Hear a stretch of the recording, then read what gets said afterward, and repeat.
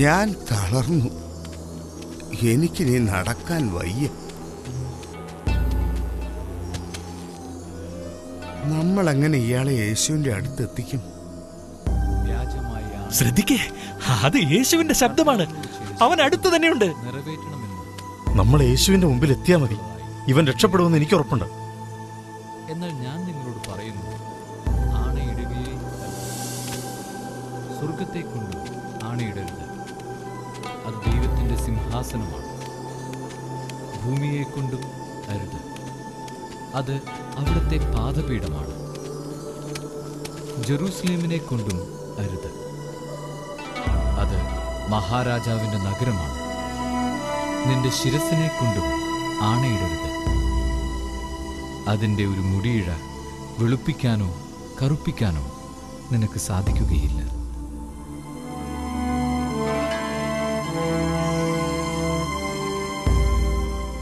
നിങ്ങളുടെ വാക്ക് അതേ അതേ എന്നോ അല്ല അല്ല എന്നോ ആയിരിക്കട്ടെ.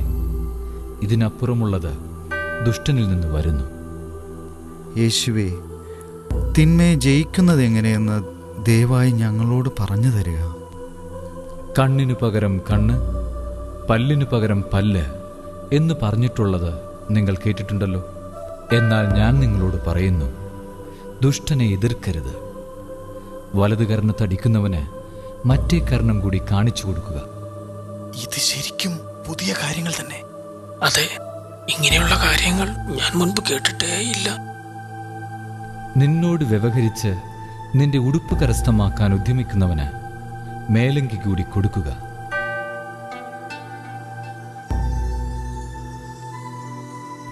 ഒരു മൈൽ ദൂരം പോകാൻ നിന്നെ നിർബന്ധിക്കുന്നവനോടുകൂടെ 2 മൈൽ ദൂരം പോകുക.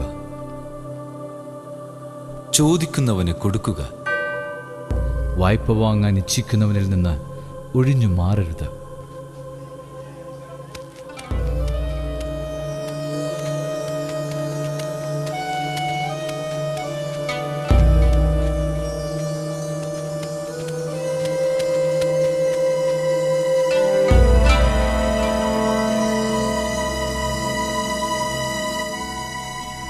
ഒട്ടും സ്ഥലമില്ലല്ലോ. വാതിലിനടുത്തേക്കൂടി പോകാൻ പറ്റില്ല. നമുക്ക് ശ്രമിച്ചു നോക്കാം. തീർച്ചയായും ഒരു വഴി കാണും. ചോദിക്കുവിൻ, നിങ്ങൾക്ക് ലഭിക്കും. അന്വേഷിക്കുവിൻ, നിങ്ങൾ കണ്ടെത്തും.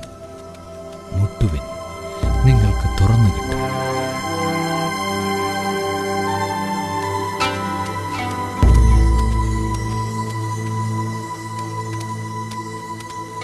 ഈ തിരക്കിൽ നിങ്ങളിത് എങ്ങോട്ടാ? ഇവൻ സുഖപ്പെടുമെന്ന് ഞങ്ങൾക്ക് വിശ്വാസമുണ്ട്. ഞങ്ങൾ യേശുവിന്റെ അടുത്തേക്കാണ് പോകുന്നത്.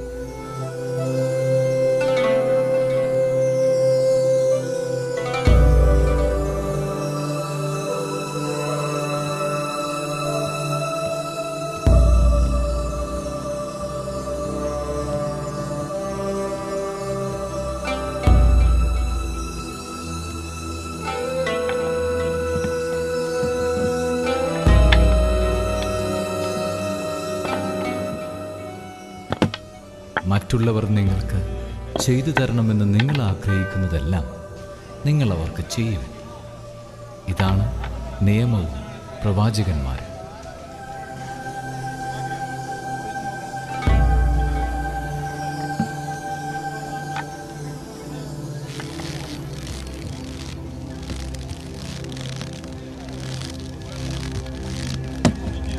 ഇവരെന്താണ് ഈ കാണിക്കുന്നത്?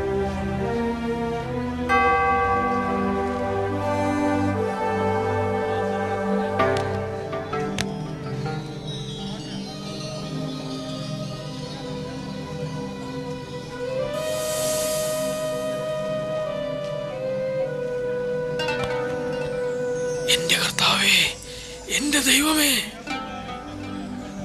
ഞങ്ങൾ നിന്നെ വിശ്വസിക്കുന്നു കർത്താവേ.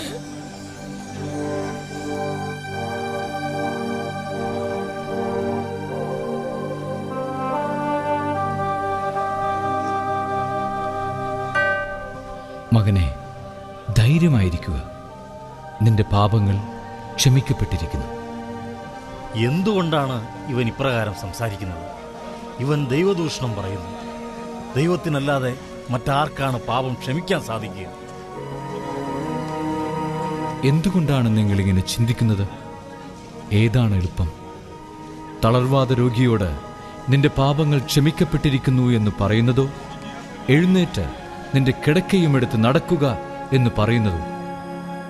എന്നാൽ ഭൂമിയിൽ പാപങ്ങൾ ക്ഷമിക്കാൻ മനുഷ്യപുത്രന് അധികാരമുണ്ടെന്ന് നിങ്ങൾ അറിയേണ്ടതിന് ഞാൻ നിന്നോട് പറയുന്നു, എഴുന്നേറ്റ് നിന്റെ കിടക്കയുമെടുത്ത് വീട്ടിലേക്ക് പോവുക.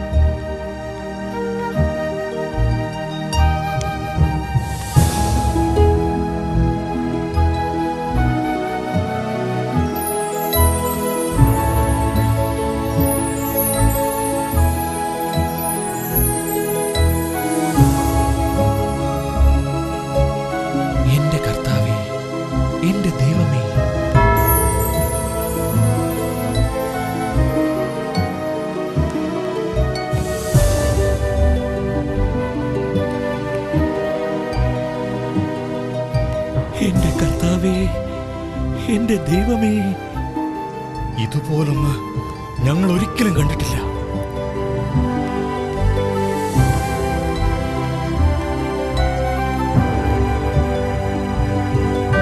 ഉത്കണ്ഠാകുലരാകരുത്. ഉത്കണ്ഠ മൂലം ആയുസ്സിന്റെ ദൈർഘ്യം 1 മുഴമെങ്കിലും കൂട്ടാൻ നിങ്ങളിൽ ആർക്കെങ്കിലും സാധിക്കുമോ? എന്റെ കർത്താവേ, എന്റെ ദൈവമേ, ഞാൻ നിങ്ങളോട് പറയുന്നു, എന്തു ഭക്ഷിക്കും, എന്തു പാനം ചെയ്യുമെന്ന് ജീവനെക്കുറിച്ചോ, എന്തു ധരിക്കുമെന്ന് ശരീരത്തെക്കുറിച്ചോ നിങ്ങൾ ഉത്കണ്ഠാകുലരാകേണ്ട. ഭക്ഷണത്തേക്കാൾ ജീവനും വസ്ത്രത്തേക്കാൾ ശരീരവും ശ്രേഷ്ഠമല്ലേ? ആകാശത്തിലെ പക്ഷികളെ നോക്കുവിൻ. അവ വിതയ്ക്കുന്നില്ല, കൊയ്യുന്നില്ല, കളപ്പുരയിൽ ശേഖരിക്കുന്നുമില്ല. എങ്കിലും നിങ്ങളുടെ സ്വർഗസ്ഥനായ പിതാവ് അവയെ തീറ്റിപ്പോറ്റുന്നു. വിജാതീയരാണ് ഇവയെല്ലാം അന്വേഷിക്കുന്നത്. നിങ്ങൾക്കിവയെല്ലാം ആവശ്യമാണെന്ന് നിങ്ങളുടെ സ്വർഗീയ പിതാവ് അറിയുന്നു. നിങ്ങൾ ആദ്യം അവിടുത്തെ രാജ്യവും അവിടുത്തെ നീതിയും അന്വേഷിക്കുക. അതോടൊപ്പം മറ്റുള്ളവയെല്ലാം നിങ്ങൾക്ക് ലഭിക്കും.